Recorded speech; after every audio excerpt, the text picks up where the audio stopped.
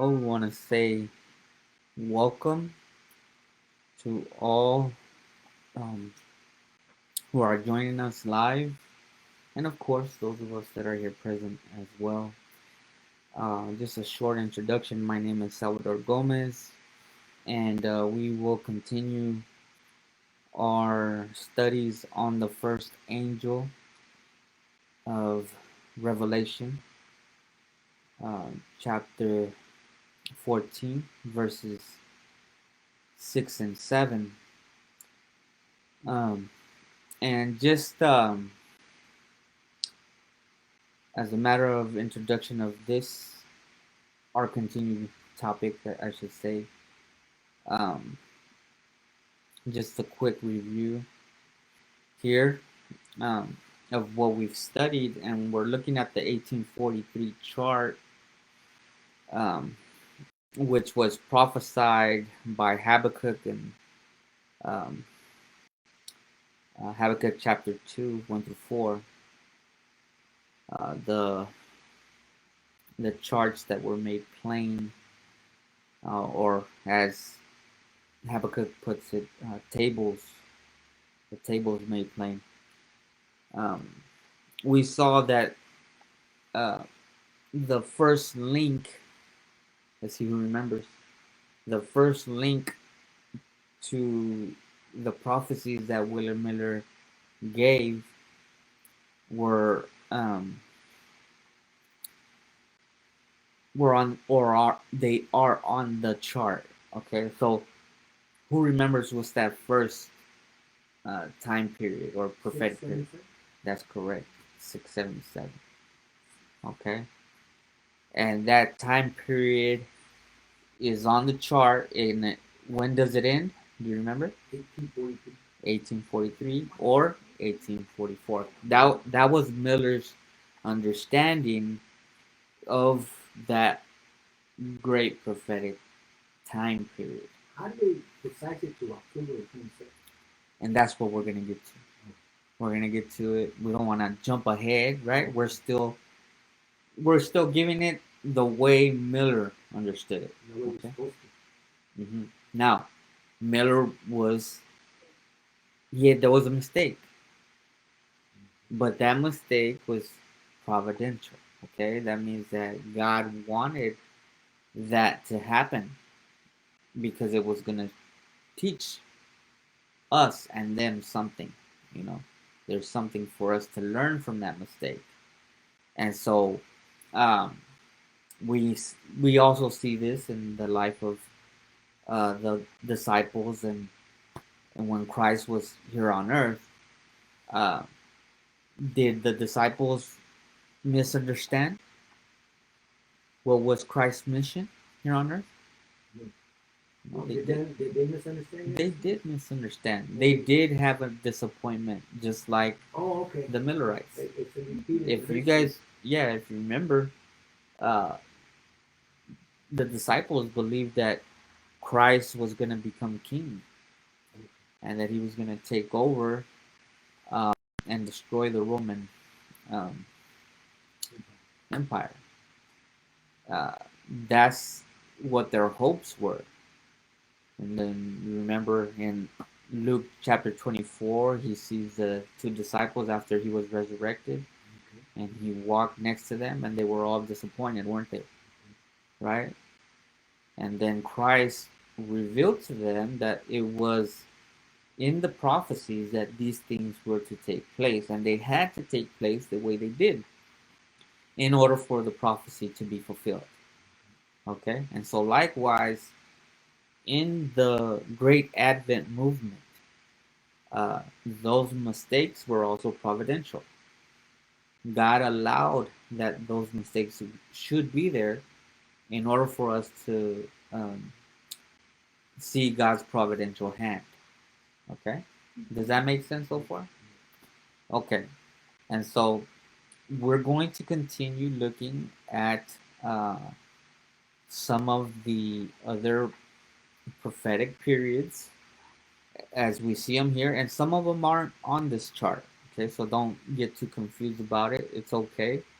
We do have evidence that those prophecies were true as well. But as to the mistake, we shall here see, maybe not on this presentation, but on the next, if we do have time. But as you can see on the chart, we do have quite a bit to cover. Um, there's a lot of information on it, and so in order for us to get a clear understanding of everything that Miller understood about this chart, um, or not what he understood about the chart, those things that he understood are actually on the chart. Um, it was put together by those that associated with him, his associates.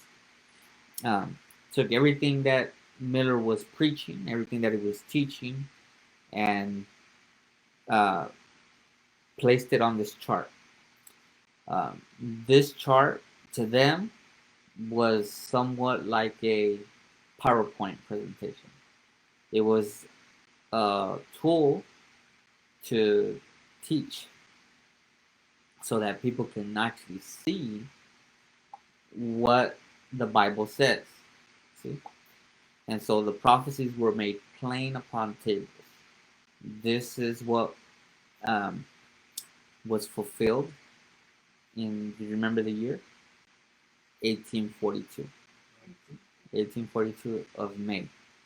This chart was devised by um, Charles Fitch and Apollos Hale, but it was published, as you can see right here on the chart itself, published by J.V. Hines. Okay. Who was the artist? Charles Fitch and Apollos Hale. Okay. Now, let's now go to the presentation. Again, the 2520 or 7 times as we have studied it covers the whole vision, okay? From the beginning to the end, right? And so it encompasses everything within, right? And we saw that the 7 times also was the message that Miller gave, and it contained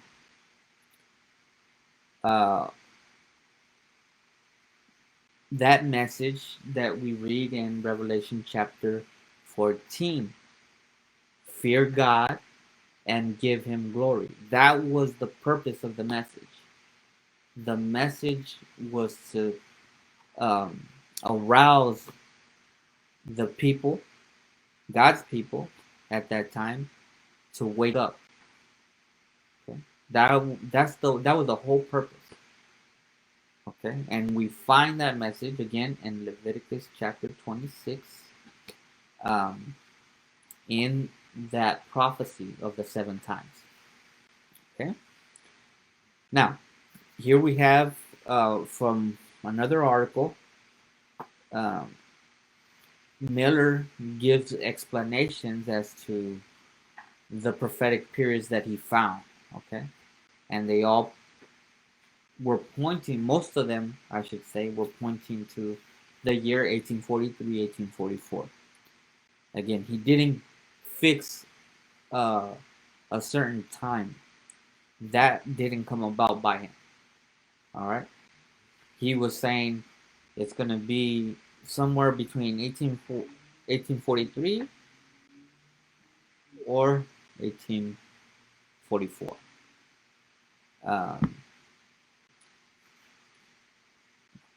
And so let's keep that in mind as we go through. The first explanation that he gives in this article is number 1, 677 BC. This was the period when Manasseh was carried to Babylon and the 10 tribes ceased to be a nation. Moses 7 times and Ezekiel 7 years begin here. Okay, and we have the timeline, 677 the beginning, and then we have a span of time, which are 2520 prophetic years, which would end in 1843 or 1844. Number two, 607 BC is the captivity begins under Jehoiakim, the beginning of the 49 Jubilees. And this is found, I should have put the verse here, in Leviticus chapter 25. Okay. And we'll break these things down. We can look at them more closely. Um, and so we have 49 Jubilees that would amount to 2450 years, prophetic years. Okay. And that would begin in the second captivity. Okay. So there was two captivities. The first one was the captivity of Manasseh. Remember, we just read it, 677 BC. And the second captivity would be the captivity of Jehoiakim. Okay, and that would begin the 2450. All right, and it begins 607, and it would end in 1843, 1844. All right.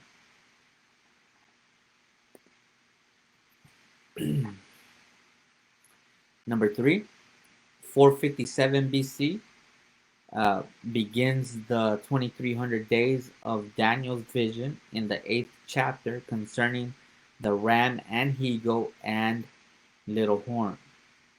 Okay, and so here we have Daniel 8:14. This would be another prophetic period that fits within the 2520 prophetic period. Uh, which would be this one would begin in 457 BC and it would end in 1843 or 1844. And so we have 2300 prophetic years. 158 BC, the league formed between the Romans and the Jews, beginning of Hosea's 2 days or 2000 years in Hosea 6, 1 and 3, and Luke 13, 31 and 33. Okay, so there's going to be something different about this prophecy. Okay, because it's saying 2 days equal what? 2000 years. 2000 years. Mm-hmm. And the reason for this is because it's referring to God. Remember in Peter, it says that to God, 1 day is 1,000 years. And so here we have 2 days. And so now we have 2,000 years. And this prophecy or prophetic years would begin in 158 BC and it would end in 1842. Okay? In 1842. And what happened in 1842? We just mentioned it a little. No. There was a beginning of the beginning of the judgment, right? No. No? No. What was that? When was that? The investigative judgment, we'll get into it after we find out the mistake. Okay. But we had just mentioned that Habakkuk chapter 2, verses 1 through 4 were fulfilled with the chart. Remember? Okay. Yeah. And in May 1842, this chart right here was produced, fulfilling Habakkuk chapter 2, 1 through 4.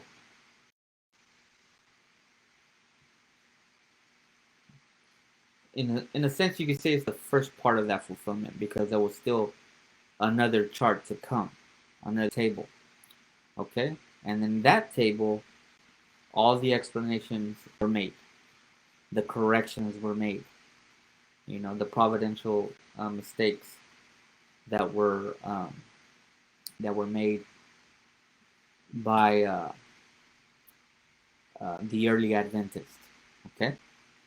And so 1842, at the fulfillment of the 2,000 years, this chart comes into history.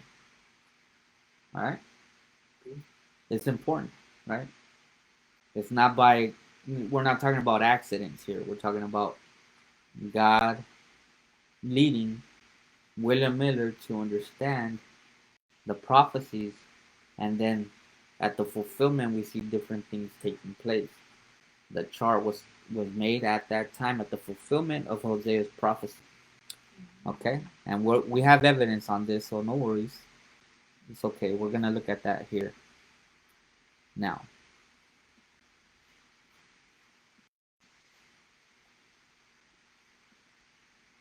Okay, and so this was the when the league with the Romans, the Jews and the Romans made a league.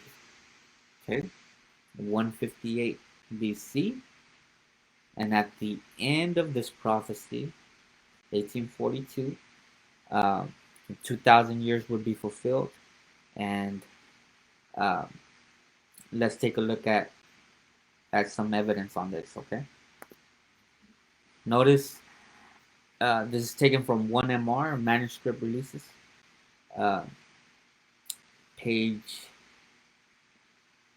100, paragraph 1. It says, that is, the people will not have another message upon definite time. Okay, so the message after the great disappointment, after these prophecies were fulfilled on time, that there would not be another message based on time. Okay, after this period of time, reaching from 1842, okay, that would be the prophecy of Hosea. From 1842 to 1844, there can be no definite tracing of prophetic time. The longest reckoning, which we just saw on the chart, reaches to the autumn of 1844. Okay? The autumn of 1844. And the longest prophecy that we saw was the 7 times, according to Miller, according to the message that he was given. Notice the prophecy of the 2,000 years in Hosea chapter 6, verses 1 through 3. It says, come and let us return unto the Lord, for he hath torn and he will heal us. He has smitten and he will bind us up. And so this prophecy is based on something that God does, right? It's not based on something we do. So because it's a prophecy based on him, then it applies to him. Notice, after 2 days will he revive us. How many days? 2 days, right? Which is 2,000 years. That's correct. See, it's because it's what he does, right? It's a prophecy referring to him. This is after 2 days he will he revive us. In the third day he will raise us up, and we shall live in his sight. Verse 3. Then shall we know if we follow on to know the Lord. His going forth is prepared as the morning, and he shall come unto us as the rain, as the latter and former rain unto the earth. Okay? And so at the fulfillment of this, God would give knowledge about himself. And he did that by giving us the chart. The 1843 chart is a message, right? And this is how he taught us. But it says that we would continue on to know him. It's just the beginning. We need to keep going. So this is the message that leads us to that knowledge. Does that make sense? This is the message that leads us to that knowledge. Now notice Luke chapter 13, verse 31, and all the way to 33. This is Jesus speaking, or better, the other way around. The Pharisees speaking to Jesus, and then Jesus responds. He says, the same day there came certain of Pharisees, okay, the Jews, right? And notice what they told Jesus. He says, saying unto him, get thee out and depart hence, for Herod will kill thee. So what was he telling Jesus? What were they telling him? To be afraid. To be afraid of, right? Their friends, right? He's basically saying, I'm going to call Herod on you because they had a league. They were joined together. This is what that this verse shows that uh, they were joined. They were being friends with the Romans.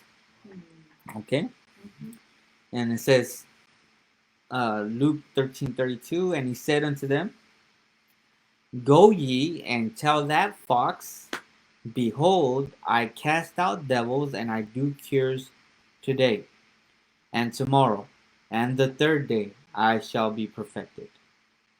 Okay, so go tell Herod, uh, Behold, I cast out devils and I do cures. What did we just read in Hosea?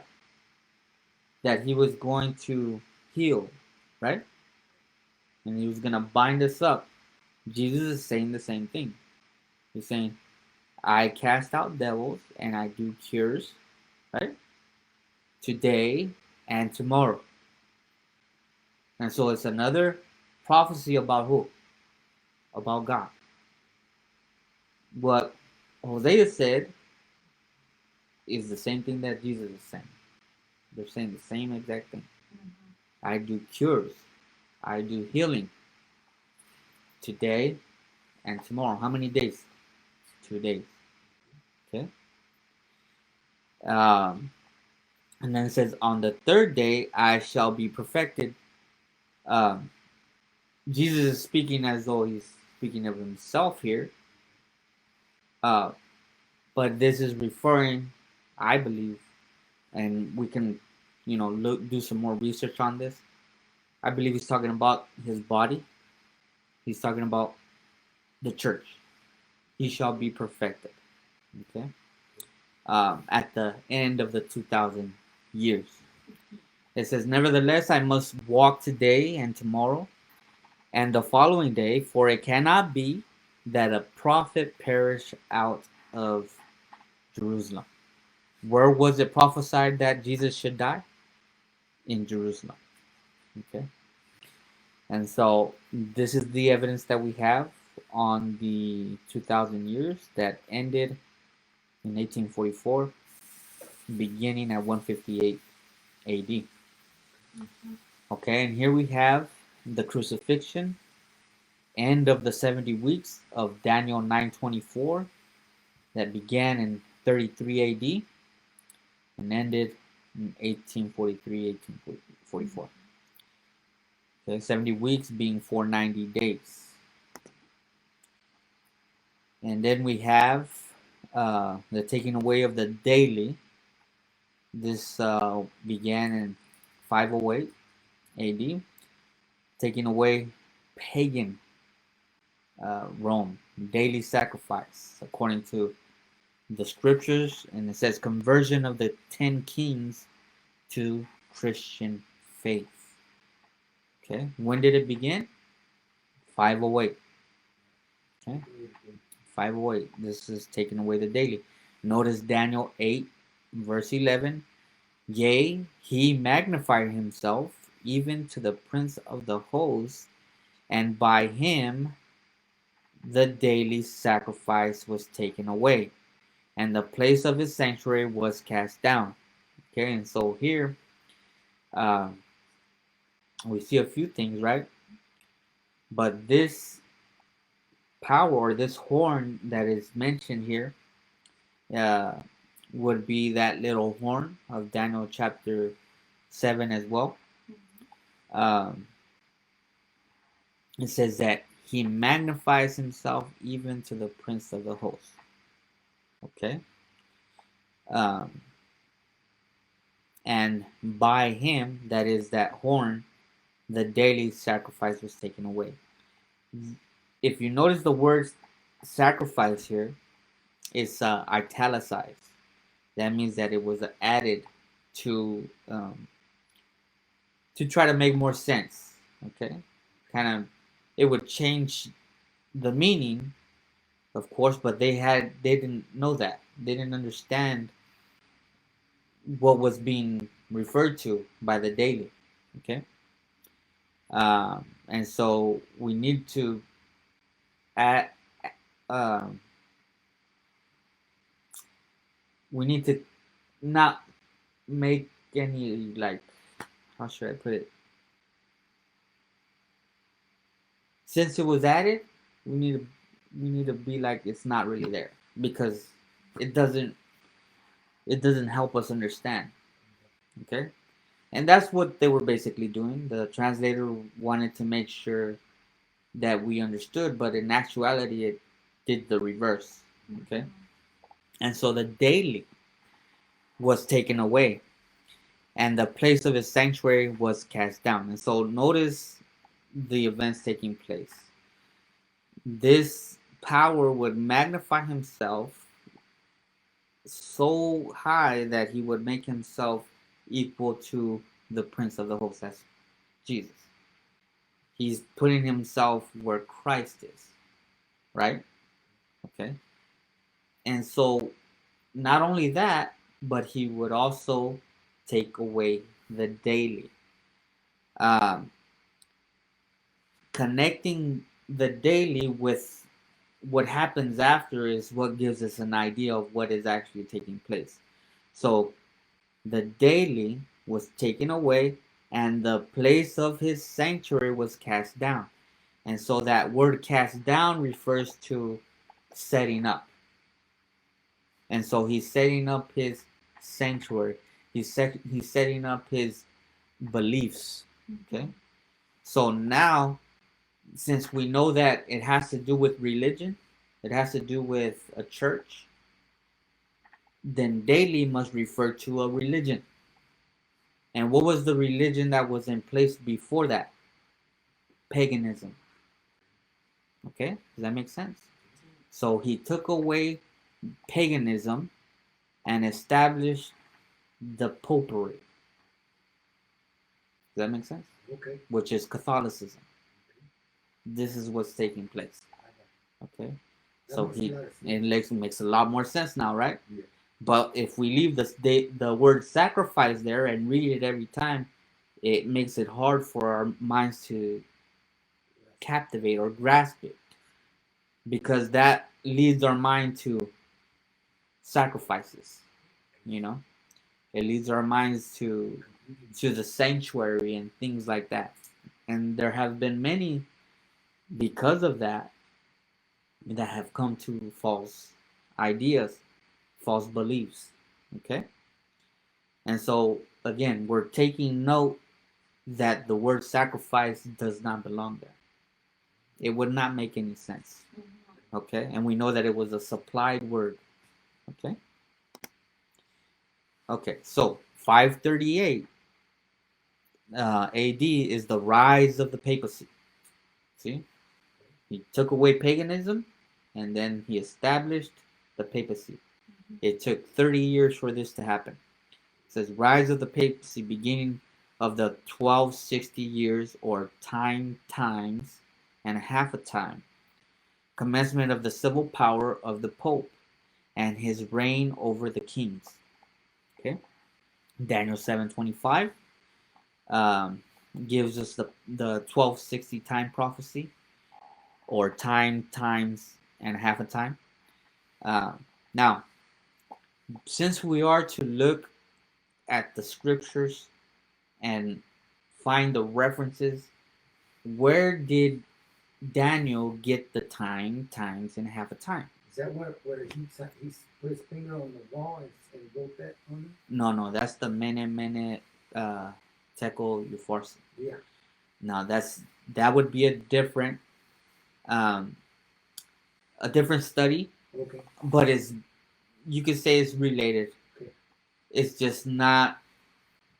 Um, Okay, what was the answer? okay, so again, the question. Let me make sure I ask it right. Okay. Miller studied the Bible, and he found that there was a system. Right? He came up, or he didn't come up with it. It was already there. he adopted rules that he found in the Word of God. Okay? Now, having that in mind, which rule lets us know that when we study a subject, okay, we need to look at all of the verses that connect to that study. Remember? Do you remember what rule is that? Es que toda escritura tiene que estar. ¿Cuál regla es? Yeah, see? Okay. When we study this, we need to make sure that we're using the rules. Okay? Because he understood that the prophets all correlated. Number one. ¿Qué dice? Dice, cada palabra debe tener su soporte adecuado sobre el tema presentado en la Biblia. Prueba, como por ejemplo, una de Mateo 5:18.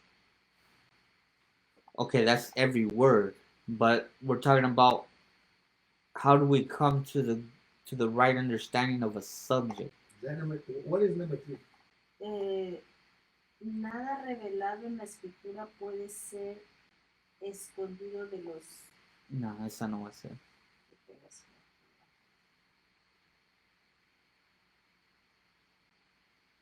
¿Te ayudo? A ver, let me see.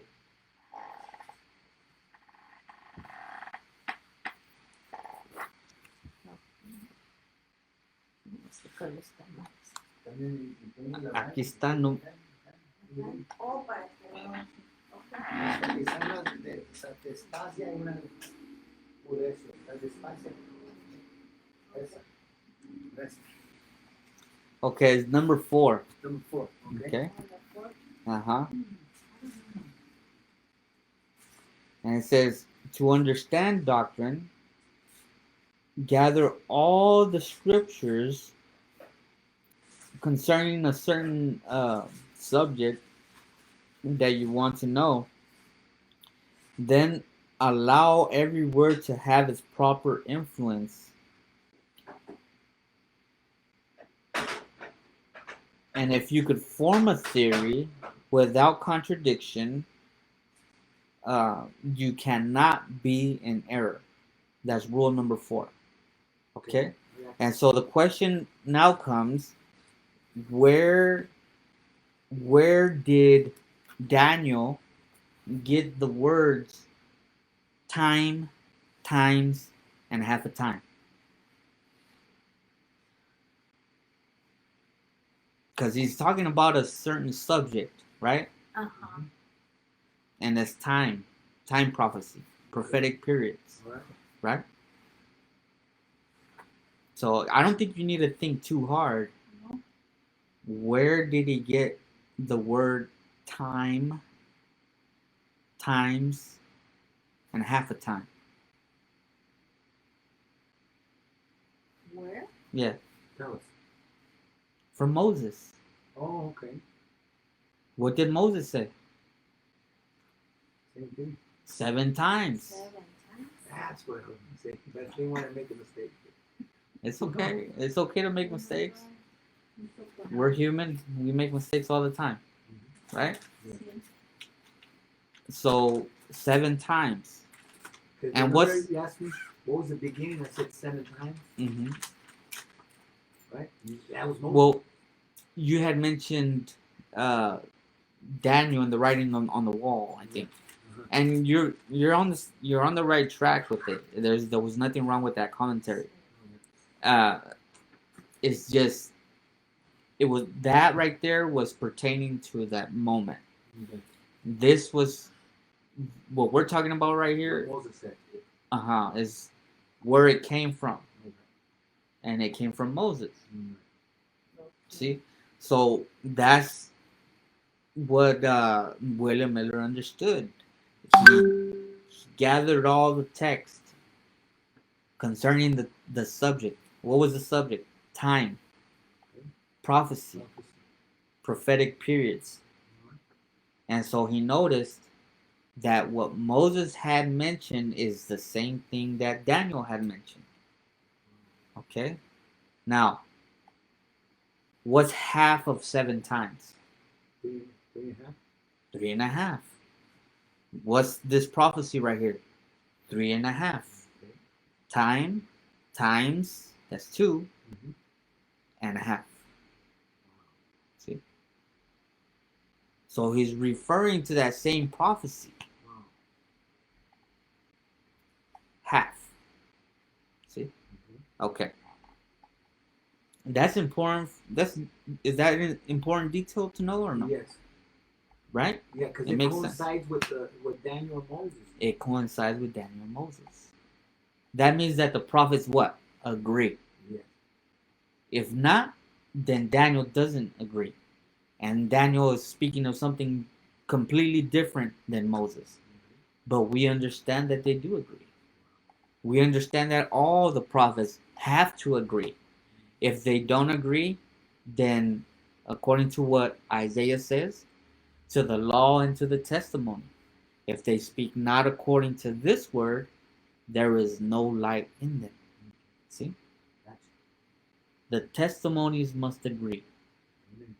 And so goes for the writings of Ellen White and all the pioneers. They must agree with the writings of the prophets in order for them to be accurate, right? Okay, so here we have the statue of Daniel 2. Okay, and this represents the amount of time. Okay, beginning with Babylon being the head of gold, down to the legs of iron, which is Rome. Okay.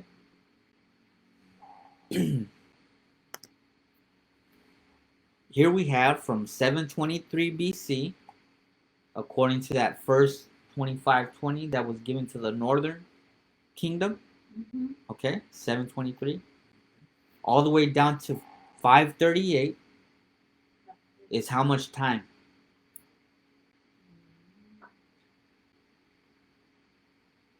723, 538.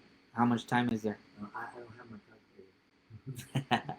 1260 years. Okay. Okay, and so here we have the time period from 723 to 538, 1,000. and it relates to 260 years. 1260 years of pagan supremacy.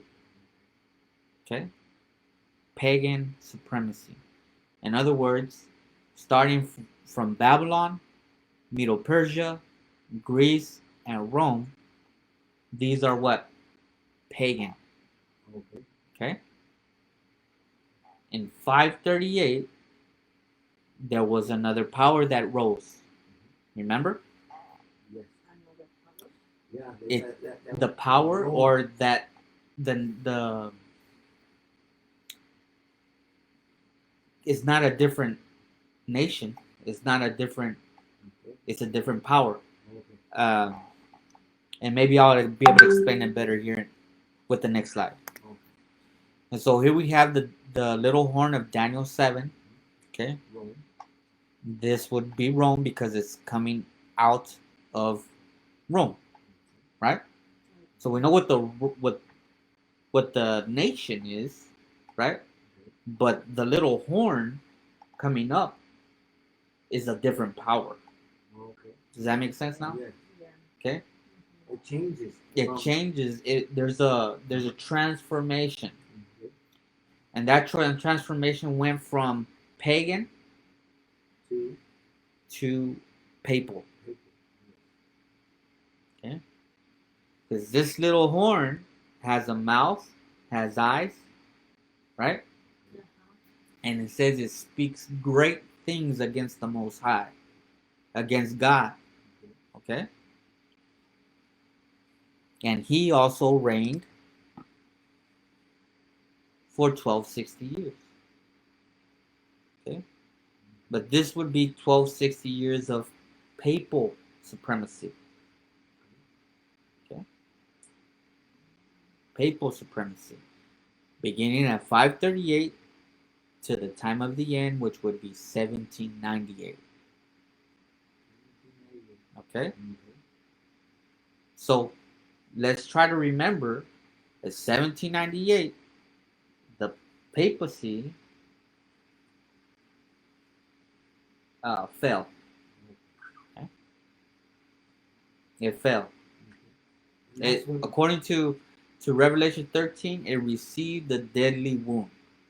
Okay? Okay? But it didn't die, just so you know. So all these Didn't prophecies through that is being fulfilled. Yes. But notice that in 1798, this power, it declines. It's no longer in power. It's no longer reigning at the time. Because remember, while it was reigning, while it was in power, it was persecuting. Right. Right? Punishing. Who? Who is he punishing? People. The people. The Jewish. The people that, yeah. During this time, it's the Christians. Yes. Okay. In the beginning, they were Jews, and then they all got. Well, that would be the first 1260. Yeah. Right? Yeah. From 723 down to the destruction of Jerusalem, you can say. Right? After that, they're just persecuting Christians. Okay. Because remember, we're grafted in. Yes. Right? Christians that came in under the message that Christ was giving, right? Okay. When Christ died, he also said that, according to the prophecies, that the Jewish people would no longer be the chosen. There was 70 weeks determined, and we still haven't seen that yet, but there were 70 weeks determined upon the Jewish nation. After those 70 weeks, that message, the gospel, was going to be given to the Gentiles. Para los gentiles. Okay? The whole purpose of the 2520 was to let the Gentiles know who the true God is, right? Because they were pagan. And the Jewish nation was keeping it to himself. That's not what God wanted, you know? And so he had to punish them, and he punished them by sending them or scattering them throughout these other nations, right? But here, under this, the papal supremacy, we have a Christian church, you know, in parentheses, a Christian church that is persecuting Christians from 538 to 1798. And then after that, that's when you start gathering? Yes, that's when the gathering begins. That's good. 1798. Now we're getting close to the 1800s, right? And God begins to send his angel. And he found William Miller, right? Yes. And he's the one that came to understand all these things. We're reading from his studies. And so notice what Webster's 1828 says about paganism. Paganism is heathenism, the worship of false gods, or the system of religious opinions and worship maintained by pagans. Okay? So just so we have a good idea of what paganism is. And now we have here an old prophetic chart. It was also arranged and published by J.V. Himes. This was one of Miller's associates. And here we have the different prophecies. Some of them we did look at. For instance, we have the 7 times at the very top. And it has the duration of the Roman government when it went from pagan to papal. Um, and it also has the 2450, the 49 Jubilee cycles, and also it contains at the very bottom the 2300 days of Daniel 8:14. Okay, and so I wanted to show you this so that way you have a good idea of what they were presenting to the people, and this is how they presented it on these graphs, these different pictorials. I believe this one right here was made before 1842. Now, let's take a look here at the different pagan nations right before it became, uh, it made the transfer from pagan to papal. It says 677 BC, Babylon, Medo-Persia, 538, Greece, 331, and then pagan Rome, 168, and then finally um, divided Europe, 538. Okay? That's when those nations, those 10 kings, became Christian. Okay. All right. That's good. Mm-hmm. This is all paganism. Okay. But in 538 began what? Papalism. The papacy. Okay. Okay. What time is it? How much? Alexa, what time is it? 1:36. Okay, I think we're good. We're gonna go ahead and end here, and we'll pick back up where we left off. Okay. We're gonna read about the daily, okay, and how that comes to be part of the first angel's message. But so far, is everything pretty clear? I think, right? Yeah. But you can see that all of these prophecies that God was giving Miller, most of them were ended in 1843, 1844, but not all of them. There was a few of them, maybe a couple, that ended before, right? Okay. And those prophecies let us know that the movement that was being let out was a movement by God. Okay, that God was in that movement. And he was persecuted. He was part of the movement there. Okay, that all of those things that were taking place, things that were transpiring, were prophecies that were in the Bible. See, and so this is why we can call this sacred history, and that's the way we should take it. We're not to get any of it and say, "Oh, that part is not good," or that part of everything, every different event that took place Was believed it was being fulfilled. it was is inspired by God. It's inspired. Okay, and so I leave you with that.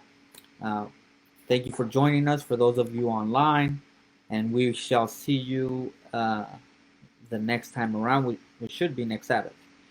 Have a blessed day. Until later. Until then, God bless.